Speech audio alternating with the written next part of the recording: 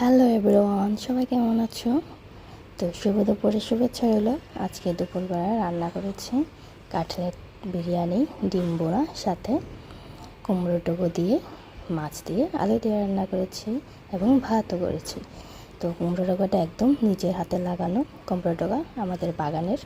তো নিজের হাতে কিছু লাগানো খেতে মজা আলাদা হয়, সার ছাড়া।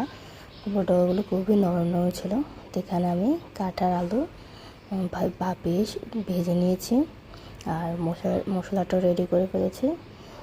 পেঁয়াজ রসুন বাটা, আদা বাটা, জিরে বাটা, ধনিয়া গুঁড়ো, হলুদ গুঁড়ো, মরিচ গুঁড়ো, গরম মশলা সব কিছু একসাথে নিয়ে নিয়েছি, সাথে একটু বিরিয়ানি মশলা দিয়ে দিয়েছি।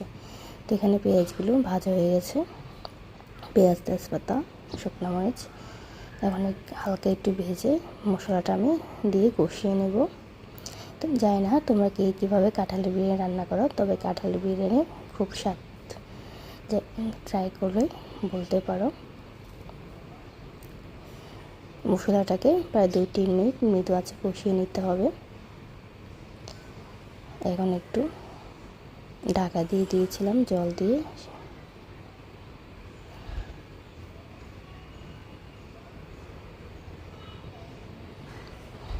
যখন বলক আসবে তখন আঁচটা কমিয়ে আবারও ঢাকা দিয়ে দেবো, তাহলে আলু আর কাঁঠালগুলো সেদ্ধ হয়ে যাবে। তো কাঁঠালের বিচিগুলো আমি দিয়ে দিয়েছিলাম, যে ভিতরে বিচিগুলো থাকে, বিচিগুলো অনেক টেস্টি হয় খেতে, কাঁচা কাঁঠালের বিচিগুলো। তো এখন যদি ঘরে দুধের গুঁড়ো থাকে, যেহেতু আমি লিকুইড দুধ বা দধি কিছুই ব্যবহার করিনি, তাই একটু দুধের গুঁড়ো দিয়ে দিলাম একটু টেস্টের জন্য। তো এখন নাড়িয়ে চাড়িয়ে নামিয়ে নিলে হবে। সাথে নামানোর আগে একটু চিনি দিয়ে দিলাম 1 চামচ পরিমাণ মতো। এটা চাইলে তোমরা স্কিপও করতে পারো।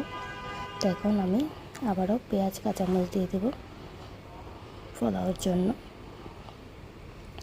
দেখো তরকারিটা খুব সুন্দর হয়েছে, কেমন লাগছে কাঁঠালের তরকারিটা।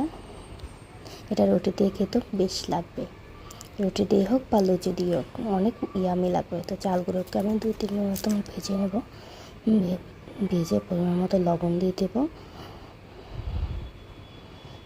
আমি এখানে 2 গ্লাস চাল নিয়েছি, তাই 4 গ্লাস জল দিয়েছি। যেটা দিয়ে আমরা চাল মাপি না কেন, এর ডাবল জল দিলে হয়। গ্লাস দিয়ে মাপি আর মগ দিয়ে মাপি আর বাটি দিয়ে মাপি। তো এখন ঢাকা দিয়ে দেবো বলক আসা পর্যন্ত। যখন দেখো বলক এসে পড়ছে, বলক এসে পড়লে আমরা ঢাকাটা উঠিয়ে জলটা শুকানোর ওয়েট করব। জালটা হাই হিটে থাকবে।